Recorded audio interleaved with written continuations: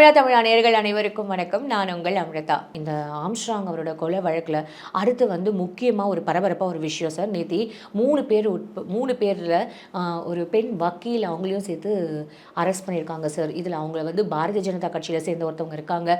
திமுக வந்து இலக்கிய அணி சிலர், எனக்கு கரெக்டாக அது என்னன்னு தெரியல சார், அதில் ஒருத்தரை வந்து அரெஸ்ட் பண்ணியிருக்காங்க. முக்கியமான புள்ளிகள் தானே சார் இவங்க எல்லாரையுமே அரெஸ்ட் பண்ணியிருக்காங்களே சார் இப்போது. ஆமாம், இப்போது இந்த ஆம்ஸ்ட்ராங் கொலை வழக்கு ஒரு சரியான பாதையில் இப்போ தான் பயணப்பட ஆரம்பிச்சிருக்கு. என்கவுண்டர் இல்லை, என்கவுண்டரு தவறு, இது மக்களுடைய கருத்து. ஏன்னா நீங்கள் இந்த என்கவுண்டர் ஏதோ ஒரு செய்தியை மறைக்க முயல்கிறது அரசு, இதுதான் மக்களுக்கான சந்தேகம். ஏன் நீங்கள் அவசரமாக இந்த என்கவுண்டர் பண்ணுறீங்க? ஆமாம், இவ்வளவு கட்டுக்காவல் இருந்து ஒரு தப்பியெல்லாம் ஓடி இருக்க முடியாது, அதுக்கு வாய்ப்பே இல்லை, அதுக்கு வாய்ப்பே இல்லை. இப்போ நீங்கள் அது மக்களால் கடுமையான விமர்சனத்திற்கு உள்ளாக்கப்பட்டது. ஆமாம் சார். திருவேங்கடத்தை வீட்டில் நீங்கள் படுத்திருப்பதை விட அவன் பாதுகாப்பாக எங்கே படுத்திருக்கான்? காவல்துறை கட்டுப்பாட்டில். உண்மை. நீங்கள் காவல்துறைக்கும் ஜெயிலுக்கும் போயிட்டீங்கன்னா உங்களுக்கு வெளியில் இருந்தாலாவது உங்களுக்கு எதிரிகள் உங்களை அச்சுறுத்தல் ஏற்படும்.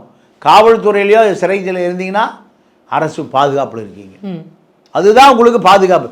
பல ரவுடிகள் என்ன பண்ணுவான்னா, வெளியில் இருந்தால் எதிரி போட்டு தள்ளிடுவான், எதிர்கோஷ்டி கொன்னுடுவான். அதனால் என்ன பண்ணுவான், வம்படியாக போய் சரண்டை ஏதோ ஒரு ஜெயிலில் இருப்பான்.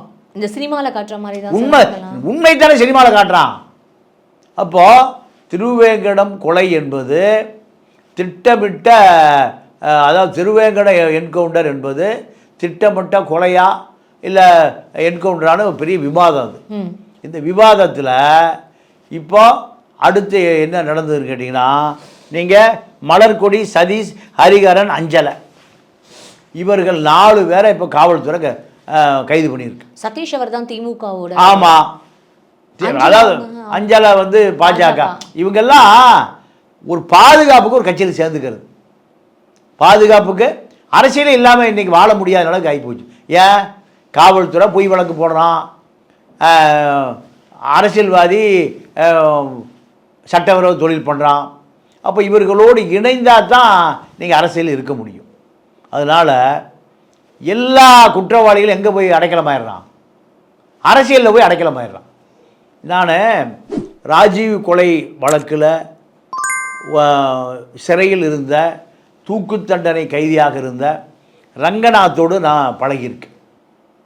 ரங்கநாத்தோடு மரணம் அடைகிற வரை நான் அவருக்கு கூட்டமே போட்டிருக்கேன். அதே போல் நீங்கள் 2G ராஜா வழக்கில் சாதிக் பாட்சா அவர் தற்கொலை பண்ணிட்டார். கொலையா தற்கொலையா அது பெரிய விவாதம். அரசே செய்த கொலைன்னு தான் அதை சொல்கிறாங்க. இப்போ அதில் சில நபர்களோடு எனக்கு பழக்கம் இருக்குது, அவர்கள்ட்டையும் பழகியிருக்கேன். ராஜீவ்காந்தி கொலையில் நீங்கள் கார்த்திகேயன் உண்மையை சொல்லாதீன்னு போட்டு அடிக்கிறார். சிபிஐ என்ன பண்ணும்? உண்மையை சொல்ல சொல்லித்தானே நீங்கள் தண்டனை கொடுப்பாங்க. உண்மையை சொல்லாத ராஜீவ் கொலையில் இதுதான் இந்தியாவில் உயர்மட்ட விசாரணை கமிஷன். அப்போ ஜெயின் கமிஷன், அந்த நீதிபதி அவருடைய மரணம் மர்ம மரணம். இந்த வழக்கை சுப்பிரமணிய சாமி திசை திருப்புறார், இந்த வழக்கின் போக்கை மாற்றுகிறார், தொடர்ந்து சொல்கிறாரு. அவரே மர்மமாக செத்து போயிட்டார். ஜெயின் கமிஷன் மரணம் இன்னைக்கு வரைக்கும் விசாரிக்கப்படலை. அப்போது ரங்கநாத், இப்போ அவர் இறந்துட்டார். ரங்கநாத் வீட்டில் தான் சிவராசன் சுபா இருந்தது, அங்கே தான் பிடிக்கிறாங்க. அப்போது நல்லா கேட்டுங்க, இந்த குற்றவாளிகளை கைது செய்வதற்கு சிபிஐக்கு மிக எளிதான வழி இருந்தும் கைது செய்ய தாமதிக்குது. ஏன்? தற்கொலை பண்ணிக்க, உண்மையெல்லாம் அப்படியே செத்து போகணும். நீங்கள் இதில் கொடூர குற்றவாளி யார்? சிவராசன் சுபாவா இல்லை கார்த்திகேயனா? நீங்களே முடிவு பண்ணிங்க. எஸ்பிஜி அதிரடி படை சுற்றி நிற்கிது, ஆனால் அவர்களுக்கு தற்கொலை செய்வதற்கான நேரம் ஒதுக்கப்படுகிறது. நல்ல ஒரு ஒரு விஷயம், மக்களை பூரா மடையன்னு நினைக்கிறாங்க. ராஜீவ்காந்தி கொலை குற்றவாளியான சிவராஜன், சுபா 2 பேரையும் உயிரோடு பிடித்திருக்க முடியும். ஆனால் கார்த்திகேயன் உயிரோடு பிடிக்க விரும்பவில்லை. உயிரோடு, ஏன்னா பல ரகசியம் வெளியில் வந்துடும். இதை பல பேரை காப்பாற்ற வேண்டியிருக்கு. ராஜீவ் கொலையில் நீங்கள் ராஜீவ் காந்தியுடைய மனைவி சோனியா காந்திகிட்ட 10 வருஷ காலம் அந்த இந்தியாவுடைய அதிகாரம் வருது. 2004-14 இவங்க சொன்ன ரப்பர் ஸ்டாம்பு தான் மன்மோகன் சிங் தான் பிரதமர். எத்தனை வருஷம்? 10 ஆண்டு காலம். சிபிஐ அவங்ககிட்ட இருக்கு, ஐபி அவங்ககிட்ட இருக்கு, RAW ரா அவங்ககிட்ட இருக்கு. இந்தியாவுடைய அதிகபட்ச அதிகாரம் படைத்த அமைப்புகள் 3 உளவு பிரிவு இருக்கு. ஆனால் இருமா, பிரியங்கா காந்தி வேலூர் ஜெயிலுக்கு வருது, வந்து நளினியை பார்க்குது. எங்கள் அப்பாவை எப்படி கொன்னாங்க என்ன உங்களுக்கு தெரியும்? யார்கிட்ட? அப்போ அந்த அம்மாவுக்கு அரசு ஆவணங்களே இல்லை. எல்லாம் எங்கே போச்சுன்னு தெரியல. ராஜீவ் கொலை சம்பந்தமான ஆவணங்களை அந்த அம்மா கேட்டு எடுக்குது, ஒரு ஆவணம் இல்லை. யார் மறைத்தா? ஒரு சக்தி இருக்கு. அப்போ அதனால யார்கிட்ட வந்து கேட்குது இந்த அம்மா? நளினிகிட்ட வந்து கேட்குது. வேலூர் ஜெயிலில் சந்திச்சதா? இப்போ அதே போன்று தான் இந்த வழக்கு. நான் ஆம்ஸ்ட்ராங் வழக்குக்கு வந்தேன். ஆம்ஸ்ட்ராங் வழக்கு திருவேங்கடம் என்கவுண்டர் ஒரு பெரிய பின்னடைவு. இப்போ யார்? மலர்கொடி, சதீஷ், ஹரிகர, அஞ்சலை வேகமாக அந்த வழக்கு போகுது. இந்த வழக்கு வேகமாக போகுது. இவர்கள் தான் இந்த கொலையாளிகளுக்கான பைனான்சியர். இவர்களுக்கு யார் பணம் கொடுத்தது சார்? கண்டிப்பா அந்த क्वेश्चन இருக்கு. இப்போ இவர்கள் இப்போ அடுத்த கட்டம் யார்? இந்த 4 வழக்கறிஞர்களை பிடிச்சிருக்காங்க. இவங்க எந்த ஒருத்தர் பிஜேபி, ஒருத்தர் திமுக, யாராவது இருக்கட்டும், இவர்களுக்கு பணம் கொடுத்தது யார்? அது அடுத்த கட்டம். அதுதான் மக்களுக்கான சந்தேகம். அப்படி போகுமா, நகருமா இந்த வழக்கு, நகருமா? இதை தீர்த்து வைக்கக்கூடிய பொறுப்பு 3 அதிகாரிகளுக்கு இருக்கு. ADGP Chennai police commissioner Arun IPS, 2வது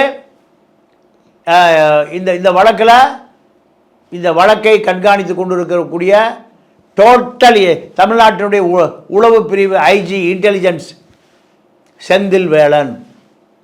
அப்போ தமிழ்நாடு முழுக்க இந்த குற்றவாளிகள் எங்கே தப்ப முடியாதவரை பார்த்து கொண்டு இருக்கிற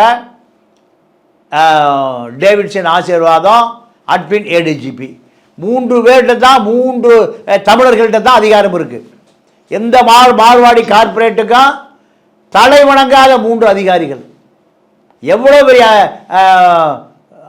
கார்பரேட் நிறுவனமாக இருந்தாலும் சரி, எத்தனை லட்சம் கோடி வச்சிருந்தாலும் சரி, இந்த 3 அதிகாரிகளுடைய கைகள் கட்டப்படவில்லை என்றால் எவ்வளோ பெரிய குற்றவாளியாக இருந்தாலும் நீங்கள் அடித்து நடுத்தருள் இழுத்துட்டு வந்துடுவாங்க 3 பேர். இந்த 3 பேரை யாருடைய ரோல் மாடல்லாம்? நீங்கள் ராமானுஜம், ஈஸ்வரமூர்த்தி, நம்ம பொன்மாணிக்கவேல் 3 பேரும் ரிட்டையர்டு. இந்த 3 பேரும் 3 பேருடைய ரோல் மாடல் தான் இந்த 3 பேரும். நான் உண்மையாகவே ஓய்வு பெற்றதாக நான் பார்க்கல. யார? ஈஸ்வரமூர்த்தி, பொன்மாணிக்கவேல், ராமானுஜம். அப்படியே இவங்க திருப்பி வந்த மாதிரி தான் இவர் 3 பேர் பணியாற்ற மாதிரி தான் நினைக்கிறேன். 3 பேரை நீங்கள் ராமானுஜம் IG இன்டெலிஜென்ஸ். சார் இப்போ இவங்களுக்கும் ஈக்குவலா எவ்வளவு பிரஷர் இருக்கும் சார்? ஆமா, எதை பத்தியுமே கண்டுக்காம. அதான் நான் சொல்ல வர்றேன்.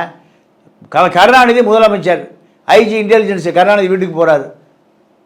பழைய கதையை சொல்றேன். காத்திருக்கார், 10 நிமிஷம் காத்திருக்கார், 5 நிமிஷம் காத்திருக்கார். சீமை பார்க்கணும்.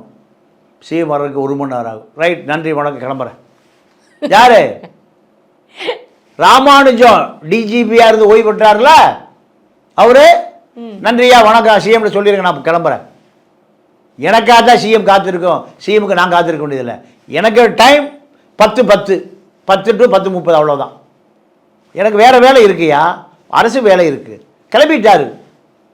இவரை ஜெயலலிதா வந்த பிறகு தான் தேடி பிடிச்சி அந்த அம்மா வச்சுக்குது. இவர் அதே போல் டேவிட்சன் ஆசீர்வாதம், இவரை இந்த அரசே தூக்கி போடுது. சங்கிகள் சொல்லி சவுக்கு சங்கர்லாம் சொல்லி, சவுக்கு சங்கர் தான் சவுக்கு சங்கர், அண்ணாமலை, போலி பத்திரிகையாளர்கள் இவர்களெல்லாம் இவர் பாஸ்போர்ட் 5000 ரூபாய்க்கு பாஸ்போர்ட் விற்றாருன்னு, பாஸ்போர்ட்டுக்கு இவர் தவறுதலாக தன்னுடைய பதவியை துஷ்பிரயோகம் பண்ணாருன்னு போங்கன்னா போயிட்டார். இப்போ இவரை விட்டால் வழி இல்லை, மீண்டும் அவர் உட்கார வச்சது. 2007-8 வாக்கில் செந்தில் வேலனை சஸ்பெண்ட் பண்ணி சொல்லி, அப்போ ஹோம் செக்ரட்டரி மாலதிகிட்ட இப்போ இருக்கிற எம்ஆர்கே பன்னீர்செல்வம் கடுமையான அழுத்தம், இவர் சஸ்பெண்ட் பண்ண சொல்லி நேர்மையாக எம்ஏஎம் உடைய பிஏ கொல்லப்பட்டான். எங்க ராஜேந்திரன் அந்த பிஏ 2 பேருக்குமான சொந்த தகராறு இல்லை, எல்லாம் கமிஷன் தான். அந்த சிதம்பரம் அண்ணாமலை யூனிவர்சிட்டியில் படிக்கிறவனோட வேலை பார்க்குறோம் அதிகம். 10 லட்சம் பணம் கொடுத்தா வேலை போட்டு கொடுத்துருவாங்க. ஜெயலலிதா அதை அரசே எடுத்துக்கொண்டது. அப்போ அந்த உள்ள நடந்த கொலையில் எம்ஏ ராமசாமி செட்டியாருடைய உதவியாளர் கொலையில் சட்டப்படி நடவடிக்கை எடுத்த செந்தில் வேலை அப்போ தான் ஐபிஎஸ் வந்து முடிச்சுட்டு வேலைக்கு வராரு. ஏடிஎஸ்பி சிதம்பரம் வீட்டில் போய் பார்த்தா 20 கோடி ரூபா பணம் இருக்குது அந்த உதவியாளர் வீட்டில். எம்பிபி சீட்டு விலைக்கு விற்கப்படும், பிடிஎஸ் சீட்டு விலைக்கு விற்கணும், பிளாக்கில் விற்கப்படும். இந்த நாடாமா இது. இதில் ராஜேந்திரனுக்கும் யார் எம்ஆர்கே பன்னீர்செல்வத்தினுடைய சம்பந்தி, பொண்ணு கொடுத்து அதாவது மகனுக்கு பொண்ணு கொடுத்தவர். 1 கோடி ரூபாய் செலவு பண்ணி கொலைக்கேசில் முன்ஜாமீன் வாங்குறார் ராஜேந்திரன். இப்போ பல கோடிகள் ரெண்டுமே கல்யாணம் பண்ணி ஆணுக்கு பெண்ணுக்கு திருமணம் நடக்கிறது இல்லை. 3000 கோடி 4000 கோடி பணத்துக்கும் மாப்பிள்ளை தரப்பு 4000 கோடி, பொண்ணு தரப்பு 3000 கோடி, 4000 கோடி 3000 கோடி 7000 கோடிக்கு தான் கல்யாணம். ஒரு ஆணுக்கு பெண்ணுக்கு திருமணம் இல்லை. அப்போ 4000 கோடி 3000 கோடி சண்டை வந்த பிறகு 2 பேர் பிரிஞ்சுட்டாங்க. இப்படி நான் இதெல்லாம் ஏன் சொல்கிறேன்னா, இந்த பல ஆயிரம் கோடிகளை எதிர்த்து நின்றவர் தான் செந்தில் வேலன். இந்த 3 அதிகாரிகளும் தமிழ்நாட்டினுடைய மானத்தை காப்பாற்றுவார்கள் என்று மக்கள் நம்புகிறான். அடுத்த கட்டம் இந்த 4 குற்றவாளிகள். இந்த குற்றவாளிகளுக்கு பணம் கொடுத்ததாரு? குற்றவாளிகள் பணம் கொடுத்தது வக்கீல். இந்த வக்கீலுக்கு பணம் கொடுத்ததாரு? அவர்களை நோக்கி இந்த விசாரணை நகர வேண்டும். நகரும் சார். இப்போ இது வரைக்கும் கண்டுபிடிச்சிருக்காங்களா? அது நெக்ஸ்ட் கண்டுபிடிக்காம இருப்பாங்களா? இதுதான் மக்களுடைய எதிர்பார்ப்பு. அதை இந்த 3 நேர்மையான அதிகாரிகள், ஓய்வு பெற்ற 3 அதிகாரிகளுடைய ரோல் மாடல்கள், ஈஸ்வரமூர்த்தி, ராமானுஜம், பொன்மாணிக்கவேல், அதிரடி ஆக்ஷன் 3 பேரும் யாருக்கு தலைவிட மாட்டாங்க. போலீஸ் வேண்டாம் ஐயா. பல முறை ஈஸ்வரமூர்த்தி எழுதி கொடுத்துட்டு போனவர், இலங்கையில் குண்டு பிடிக்கணும் கண்டுபிடிச்சு அஜித் தோவலுக்கு சொன்னவர். ஆக தமிழ்நாட்டினுடைய நம்பிக்கையை இந்த காவல்துறை அதிகாரிகள் 6000 A+ ரவுடிகள், பிசி 22,000 பேர் இருக்காங்க. அத்தனை பேரையும் இவர்கள் காலத்திலே ஒரு முற்று பெற வேண்டும். முற்று பெறவில்லை என்றால் இந்த ஆட்சி அவர்களுக்கு தடை போடுவதாக அர்த்தம். மக்கள் ஆட்சிக்கு தடை போட்டு விடுவார்கள். இந்த அதிகாரிகளுக்கு இந்த ஆட்சி தடை போட்டால் இந்த ஆட்சிக்கு மக்கள் தடை போட்டு விடுவார்கள். இதுதான் மக்களுடைய மிகப்பெரிய வேண்டுகோளாக இருக்கிறது. நன்றி, வணக்கம்.